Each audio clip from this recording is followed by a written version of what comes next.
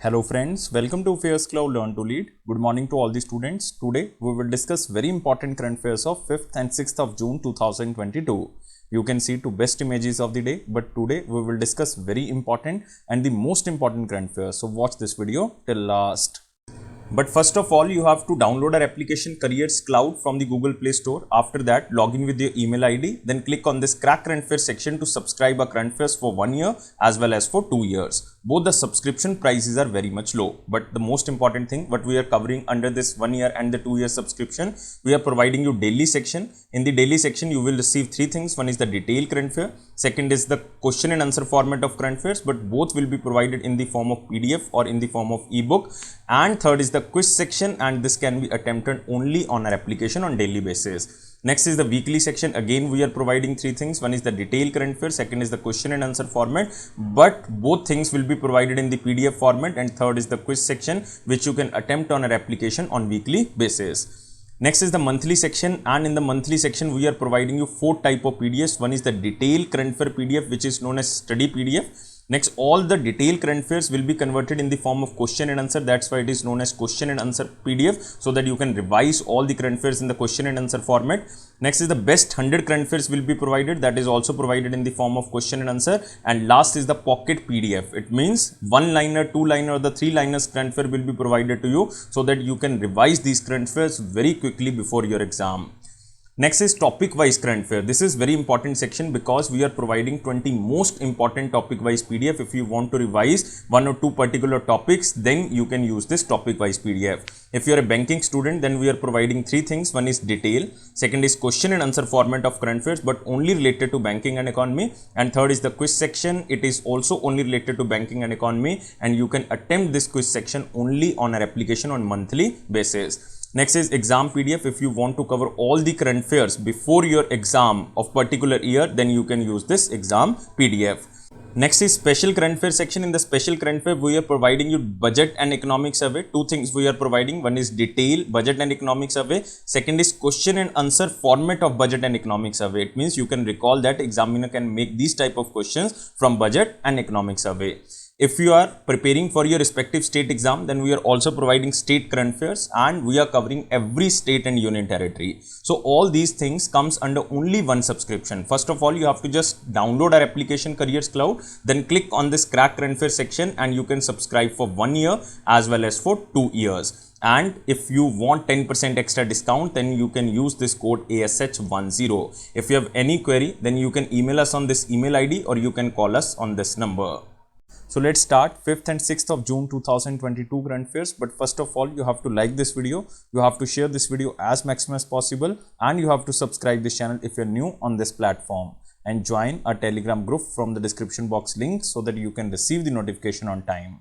Today, no question is in the most important section, so we are starting with the very important questions. And here is the first question. What is the name of scheme which is launched for the meritorious students of the scheduled caste by the Ministry of Social Justice and Empowerment? So you have to just remember the name of this scheme, and this scheme is started by Ministry of Social Justice and Empowerment. And who is the Union Minister? Union Minister is Dr.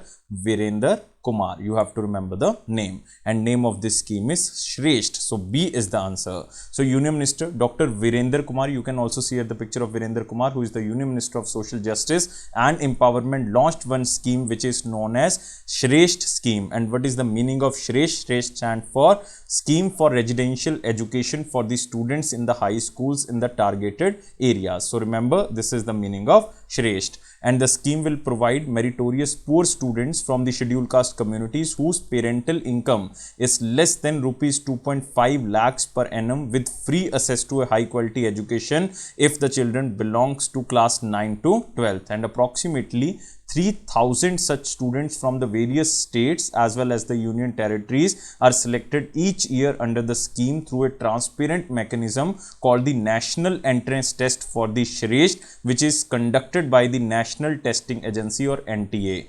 And the selected students are enrolled in the best private residential schools which are affiliated with the Central Board of Secondary Education, or CBSE, in the class 9th and the 11th for education up to the 12th standard. And Shresht was created in response to constitutional mandate to provide quality education and opportunities for even the poorest scheduled caste students. and the scholarship will be funded by the government of India, which will cover the school fee including tuition fee and the hostel fees including mess charges via the direct benefit transfer or DBT. And you can also remember the maximum limit for covering all the expenses of 9th class student is 1 lakh rupees, and for the 10th class student the maximum limit is 1,10,000 rupees. For the 11th class student the maximum limit is 1,25,000 per annum and also the per student, and for the 12th class it is 1,35,000 per student per annum. So this is the maximum limit which will be sanctioned by the government of India. So remember, Union Minister of Social Justice and Empowerment, Dr. Virender Kumar, and the name of the constituency is Tikamgarh. Tikamgarh, and Tikamgarh is in Madhya Pradesh. Moving to next question. What is the name of India's first banking metaverse? So this is very important. So this is India's first banking metaverse. And remember, India's first banking metaverse named as Kiaverse. So answer of this question is A, and it has been launched by Kia.A.I.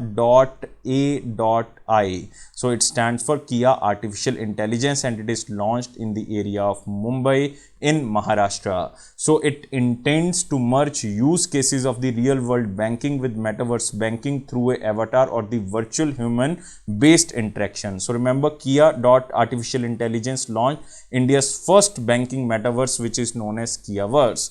So Kiaverse will allow customers to transact, access banking information and obtain various banking products virtually from the comfort of their own homes. And with this, customers will able to use their personalized avatars on digital banking units, mobile devices, laptops, virtual reality headsets and mixed reality environments because of Kiaverse. And remember, Kia.ai is a digital solution provided to the financial institutions and the government. But now the question arises, what is metaverse? Metaverse is like a network of 3D virtual world that uses augmented reality, virtual reality, blockchain technology along with the concept from the social media to create spaces for user interaction mimicking the real world. And banking metaverse will enable banks to maximize the potential of enhanced user experience to achieve the best result for the data visualization and process of the procedure gamification. So you have to remember, this is India's first banking metaverse and it is launched by Kia.ai, and name of this metaverse platform is Kiaverse. Moving to next question. Indian Air Force signed a memorandum of understanding with whom for setting up of an Indian Air Force Heritage Center in the city? You have to tell me the name of the city in which Indian Air Force will set up this Indian Air Force Heritage Center, and answer of this question is Chandigarh. So C is the answer. So it means the Indian Air Force signed a memorandum of understanding with Chandigarh administration for setting up of a Indian Air Force Heritage Center in the Chandigarh city, and Chandigarh administration, Indian Air Force signed MOU for the Heritage Center, and it will be set up in sector 18 of the Chandigarh. And you can also remember simulators, decommissioned aircraft, aero engines and other Indian Air Force artifacts will be housed in this facility. Even the virtual reality and artificial intelligence will be used in the center. But the main significance of this heritage center is like it motivates youth to join the armed forces, and it also highlights the crucial role of the Air Force in the various wars and the assistance rendered by the Indian Air Force for the civil air operations. And you can remember who is the administrator of the Chandigarh. Chandigarh administrator is Banwari Lal Purohit. You can also see here the picture of Banwari Lal Purohit. He is also the governor of Punjab. Earlier he was the governor of Tamil Nadu, but now he shifted to Punjab. So he is governor of Punjab as well as the administrator of Chandigarh. You can also see here Kiran Kherji. Kiran Kherji is currently the member of parliament in Lok Sabha from Chandigarh area. Moving to next question, but you can also remember Chief of Air Staff. Chief of Air Staff is Vivek Ram Chaudhary ji. Vivek Ram Chaudhary ji. Moving to next question. Which state introduced an application called AntiCorruption Bureau or ACB 14,400 to combat corruption in the government offices across the state? Again, this question is very important. You have to remember the keyword here, ACB 14,400, and this state is Andhra Pradesh. So D is the answer. So Chief Minister Y.S. Jagan Mohan Reddy introduced an application called ACB 14,400 to combat corruption in government offices across the state. And you can also see here the picture of Jagan Mohan Reddy ji, who launched this application ACB 14400. So people can file corruption related complaints against the state official using this application produced by the Anti-Corruption Bureau. But people could previously file a complaint by calling a toll-free number which was 14,400, but they were less likely to provide evidence. As a result, the ACB will be unable to resolve cases due to lack of sufficient evidences to investigate the subject. So observing the flaws in the process, the Chief Minister asked officials to create an application that would solve all the problems and provide the people with a flawless solution. So that's why this application was launched. So when reporting a case of corruption, anyone can use the mobile application to attach documentation such as audio or video documents. It means while representing the complaint has the option to recording audio, video and photographic evidence, and this software has a mechanism that ensures that the evidence is recorded and related to the complaint. And remember about Andhra Pradesh capital is Amravati, governor is Bishwa Bhushan Harichandan ji, and chief minister is YS Jagan Mohan Reddy ji. Moving to next question. Who launched one investment platform, and this investment platform is named as Cherry, and this is launched by Cotech investment platform. So answer of this question is B. So remember, Cotech Cherry, which is a one-stop curated open architecture investment management platform, and it has been introduced by Cotech Investment Advisor, which is a subsidiary of Cotech Mahindra Bank. So you can see here Cotech Bank arm launched an investment platform which is known as Cherry, and it is also known as Cotech Cherry. So investors can choose from a diverse range of the offering others than those manufactured by the Cotech group companies with assistance from the Cotech Cherry. It means the platform will offer investment options ranging from the stocks, bonds, mutual funds, fixed deposits, national pension scheme, to more advanced investment options like exchange traded funds or ETFs or real estate through real estate investment trust. It allows customers to make investment using their existing digital broking and the banking services, and users will be able to assess investing solutions through an application that is backed by the investment managers. So you have to just remember the name. This is Cotech Cherry, or you can just remember the only name Cherry, and this is an investment platform which is launched by Cotech Investment Platform or Cotech Investment Advisors, and it is a subsidiary of Cotech Mahindra Bank. And remember about Cotech Mahindra Bank, it was established in the year of 2003. Managing Director and CEO is Uday Cotech ji, and headquarters is in Mumbai, and tagline is "Let's make money simple." Money is a complex thing, but the tagline is "Let's make money simple." Moving to next question. Bengaluru-based MB company joined a space mission. Space mission will be launched by which space agency? So this is the question. Very simple. You have to just remember the main keyword. This is the space mission, and this will be launched by NASA, the USA space agency. So answer of this question is C. So MB, which is a Bengaluru or Karnataka-based private firm, has joined the space mission. What is the meaning of space? Space stands for Plankton, Aerosol, Cloud and Ocean Ecosystem Mission of National Aeronautics and Space Administration, which is a space agency of United States of America, and this MB company will join the space mission as a early adopter.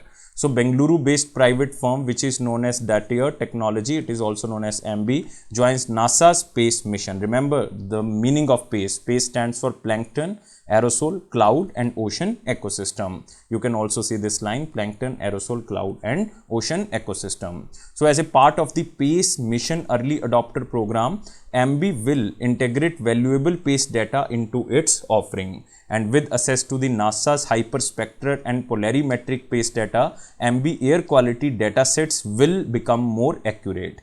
But the most important thing under this question is space mission. So what is the space mission? So NASA's space mission currently is in the designing phase of the mission development, and it is scheduled to be launched in the year of 2024.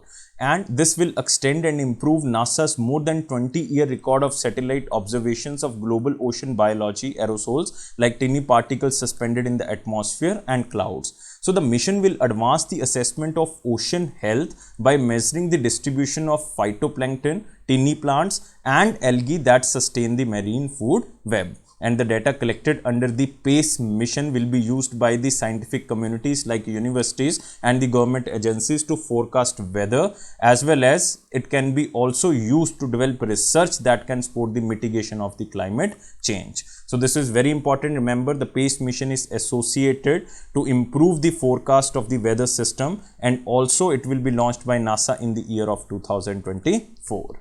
Moving to next question. This question is from picture. INS Nishank and INS Akshay decommissioned after 32 years of glorious service. This question is very important because we are talking about two Indian naval ships, and both participated in several naval operations, including Operation Talwar during the Kargil War, Operation Prakaram that was launched consequent to the Parliament attack in the year of 2001, and both ships rendered more than 32 years of glorious service to the nation. But INS Nishank and INS Akshay were decommissioned during a ceremony conducted at Naval Dockyard in Mumbai in Maharashtra, and INS Nishank was also deployed post the Uri attacks when tensions between the India and Pakistan were high. And INS Nishank was a high-speed missile craft commissioned in year of 1989, and INS Akshay was commissioned in the year of 1990. So you have to just remember both the names of the ship, like INS Nishank and Akshay, both were decommissioned after the 32 years of glorious service. Moving to next, this is again from picture. Mukesh Ambani surpasses Gautam Adani and becomes the Asia's richest man again, and it is according to Bloomberg's Billionaire Index. So according to Bloomberg's Billionaire Index, as of the 3rd of June 2022, a daily ranking of the world's richest people, Mukesh Ambani, who is the chairman of Reliance Industries, become the richest man in India as well as in Asia with a net worth of $99.7 billion, surpassing Gautam Adani, the chairman and the founder of the Adani Group, whose net worth was at almost $98.7 billion.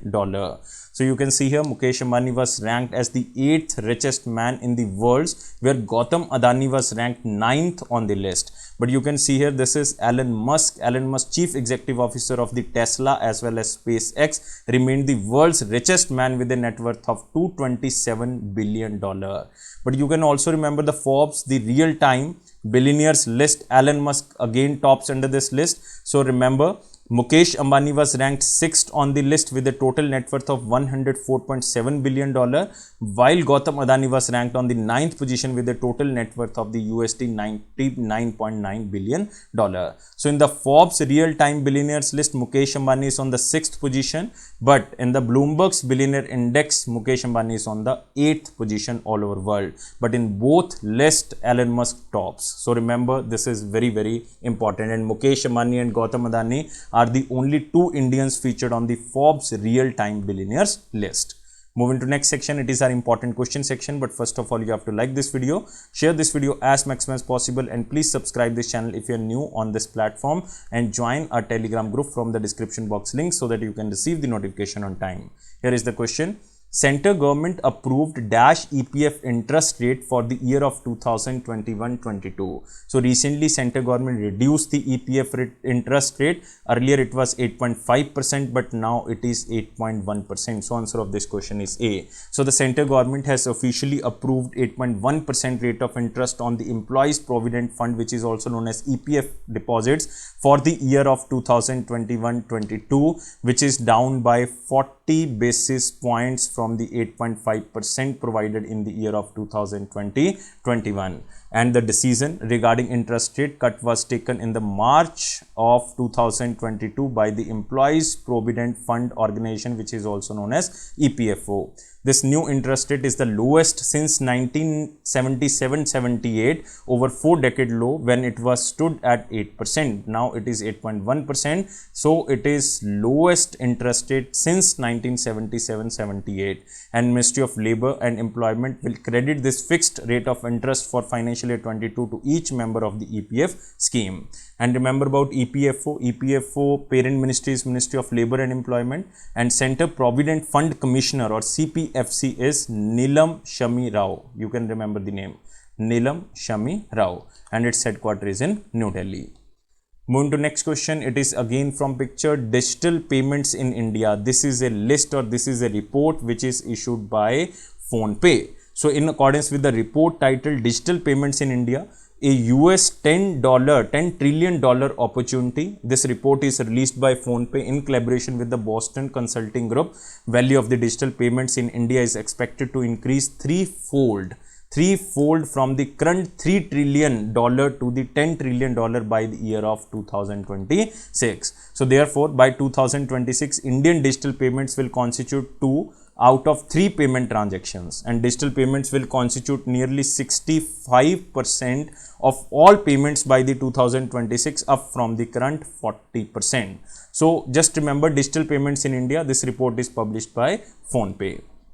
Moving to next section, it is our one-liner important point. Here is the first Cotech Investment Advisors launched investment platform which is known as Cotech Cherry. We already covered this question. India's digital payments may reach $10 trillion by the year of 2026. This is PhonePe report. We again already covered this question. Next, India and Bangladesh are rebooting their rail link. This is important question because the passenger train services between India and Bangladesh were resumed with Bandhan Express, you can remember the name, Bandhan Express and Maitri Express. The 2 years after these trains were stopped on 28th of March 2020 due to COVID-19 pandemic. And third train is again very important. This is Mitali Express, a third train connecting New Jalpaiguri, which is situated in West Bengal, with Dhaka in Bangladesh, and it will be flagged off in June 2022. It means in this month this will be flagged off by the railway ministers of the both India and Bangladesh. Even in August 2021, both the countries started regular freight trains in the newly restored platform or the link which is known as Haldibadi and Chelahati link. Next is OECD Global Plastic Outlook Policy Scenario by 2060. Global plastic use to triple by 2060. So Organization for Economic Cooperation and Development released a new report which is known as Global Plastic Outlook Policy Scenario to 2060, and this report states that the global plastic waste set to almost triple by the year of 2060 due to economic and the population growth, and around half of the plastic waste will end up in the landfills and less than a fifth of the waste will be recycled. Next, Supreme Court bans mining and permanent structures within 1 kilometer radius of the national parks and wildlife sanctuaries. Just read this line. Next is International Day of the Innocent Children, Victims of the Aggression 2022, observed on 4th of June. So this question is important, and it is to recognize and acknowledge the pain suffered by the children across the globe who were the victims of physical, mental and the emotional abuse. And the day specially focuses on the victims of the 1982 Lebanon War. This is very important, Lebanon War in 1982, and this day also remembers the innocent Palestinian and Lebanese children victims of the Israel's act of aggression. And the day also reaffirms the commitment of the United Nations towards the protecting the rights of children. So this day is observed every year on 4th of June. Moving to the question of the day. What was the question of 4th of June 2022? Who was awarded with the prestigious O. Henry Award? So again, this question is very important, and this is in the current section, and answer of this question is very famous veteran Bengali author Amar Mitra ji. So answer of this question is A. But remember, O. Henry Award is an annual American award given to the short stories of exceptional merit, and the award is named after the American short story writer O. Henry. And this award was first represented in the year of 1919, and this year this is represented to veteran Bengali author Amar Mitra. Moving to the question of the day. What is the question? Who was awarded with the prestigious Saraswati Samman for the year of 2021? Again, most important question. Again, we are talking about the current section like awards, but you have to tell me answer only in the comment box. I am waiting your answer. But please like this video, share this video and subscribe this channel, and join our all platforms like Instagram, LinkedIn and Facebook. And you can also remember, don't take life so much serious. Life is fun. Always be happy guys. And thank you for watching this video. Take care, and take care especially for your health. Thank you guys.